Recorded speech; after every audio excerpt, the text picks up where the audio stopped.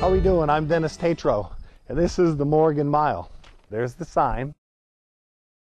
On this location is where the church stood. This was the first congregational church.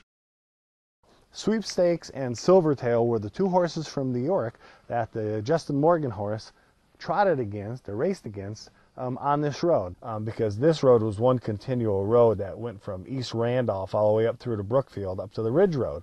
What I'm going to do now is I'm going to take us right to where this road ends, and we'll try to go up in a little ways. Now here we come. We're almost close to the end of the road here. Oh yeah, here we come. Now this is where the town actually shut the road down, and I'm going to pull right here so that I'm out of the way. I've done a lot of reading. I've looked in the town records, and there's been a number of publications that have been put out, and when I put all this information together, this is how I come up with this thing when we did the Morgan Mile and where Justin Morgan actually lives. Let's see if we can walk up this road and get a general idea of how it lays. Now here we are. This is where it starts into the woods. This is the old stage road. This is beautiful in here. I can imagine what it looked like 200 years ago. It's probably absolutely gorgeous. Now here's the road, and I'm just going to show you. We're almost to the top, and it's almost going to break out to the other side, and what we'll do is we'll have to go around to the other side and we'll walk up to the top. But I wanted to show you this. When you walk into the woods just a little bit, right here are the old stone walls, and they're very well covered over. There's not much left of them. Today's roads are crowned. This road, as you can see, it goes up on the edge, and it goes up on this side. This is because they used to roll this. They didn't have to worry about pushing the snow off to the side. This also caused a problem because in the spring, when the roads were traveled quite a bit, they would get some intensive mud because the water would run from the sides and settle in the middle of the road, and then from the travel, the mud would become very deep. So it was a problem. It was very beautiful. I mean, you know, this is just how it must have been. Come on up here. I want to give them one last shot of this before we break out to the town road. I want to show them how this road, imagine trotting or doing a flat-out race on this road as narrow and as it is right now. And I'm sure it was that way 200 years ago. Come on up here for a minute. I mean, it must have been a really exciting time in the history of this country to be alive here. It was probably a pretty rugged time, probably pretty intense. Men were men, and the work they did was probably pretty hard labor. And horses were as valuable as today our trucks or our power equipment, because everything was done by horse. Unfortunately, this road was owned by the town up until this year, and the town deemed that it didn't have any purpose for this road any longer, so they returned the road back to the original, to the landowner, to the person that owns this section of land.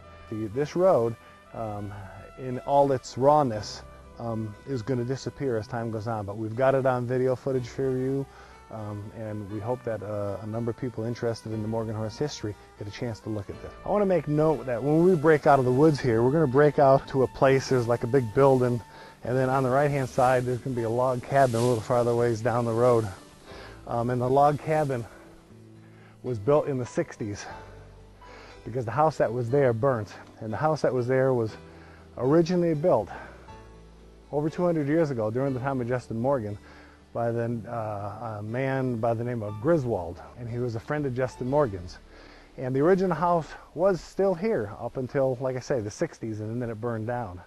And they built a log cabin in its place. But there's an interesting story with Mr. Griswold. I've often wondered how Justin Morgan the man and Mr. Griswold became known each other, because Mr. Griswold leased land to Justin Morgan for him to settle on. He's the one that gave Justin Morgan the land and the cabin. He didn't give it to him. He let him use it when he moved here from West Springfield, Massachusetts to Vermont. And this section is right up here. Where the Griswold home was right up here. But the Griswold, Mr. Griswold actually lived in West Springfield, Massachusetts. He lived on one side in what was known as Chicopee, Mass, and Justin Morgan lived in West Springfield. And they were basically friends, and that's how they got to know each other. And Mr. Griswold ended up almost drowning in the Connecticut River, and he was saved by the Indians, and he was nursed back to health. I want to point out that story about the Indian medicine man being buried. It was also said that if anybody ever took that grave and uncovered, disturbed that grave, that they would be cursed by that medicine man. So I'm not sure if anybody ever looked for that grave site, or if anybody actually ever found that grave site, but it is said he's buried on the west side of the house. There's the opening right here. This is where the town road actually begins again.